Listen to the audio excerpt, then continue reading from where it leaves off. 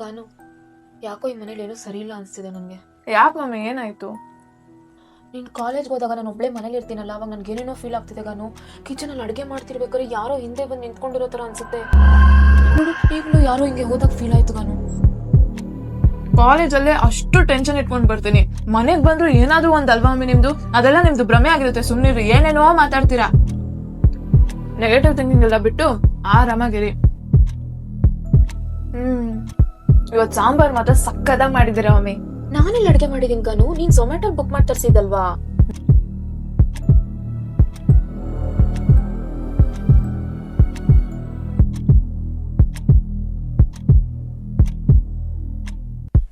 ನಾನು ಹೇಳ್ದೆ ಅಲ್ವಾ ಕಾನು, ಈ ಮನೇಲಿ ಏನೋ ಇದೆ ಅಂತ.